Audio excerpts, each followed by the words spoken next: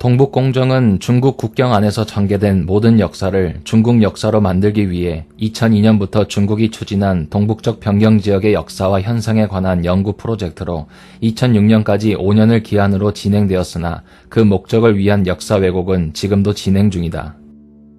궁극적 목적은 중국의 전략 지역인 동북지역, 특히 고구려, 발해 등 한반도와 관련된 역사를 중국의 역사로 만들어 한반도가 통일되었을 때 일어날 가능성이 있는 영토 분쟁을 미연에 방지하는 데 있다.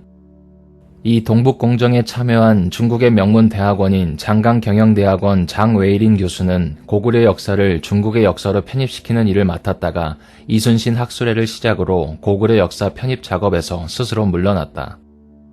그는 이순신 장군을 접하며 그에 대한 평가와 고백을 하게 되는데 내용은 이러하다. 사실 나는 조선의 역사에 관심이 없다. 일본 교수들의 말만 듣고 학술 연구회에서 거북선을 처음 보았다. 저런 배가 400여 년 전에 있었단 말인가? 나의 놀라움은 거기서 끝나지 않았다. 학술 연구회의 이름은 이순신 장군이었다. 일본 교수진의 도움으로 책 7권을 하루 만에 다 읽고 책을 놓은 뒤 가느다란 한숨과 함께 어디선가 느껴지는 심장 소리를 들었다.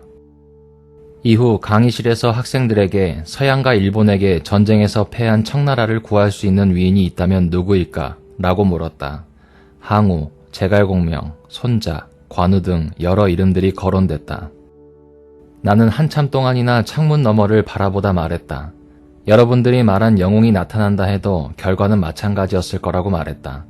그리고 학생들에게 거북선 사진을 보여주었다. 모두들 의아해했다.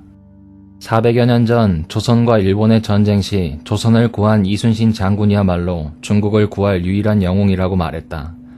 내 말을 듣고서 여기저기서 웅성웅성 소리가 들렸다. 나는 이어서 조선 수군 장수 이순신 장군은 5,000명도 안 되는 군사와 50척도 안 되는 함대를 이끌고 40만 대군의 왜군과 1,300대의 일본 함대와 맞서 싸워 단 한 번의 패배도 없이 모두 승리해 조선을 구했었다. 당시 일본군은 100년의 전국시대를 거치면서 싸움의 고수들이었고 동아시아 최강의 전력을 갖추고 있었다.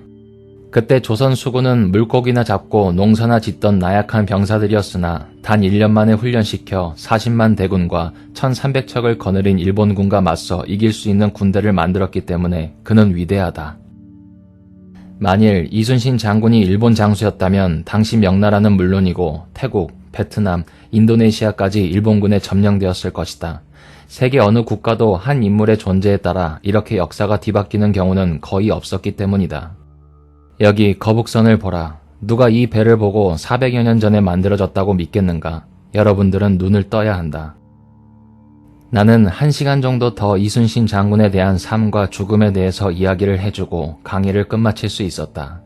강의가 끝났을 때 난 처음으로 전 학생들의 기립박수를 받았다. 어떤 학생들은 눈물까지 흘리기도 했다.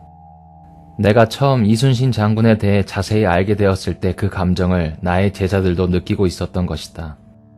또한 장웨이린 교수는 다음과 같이 말했다.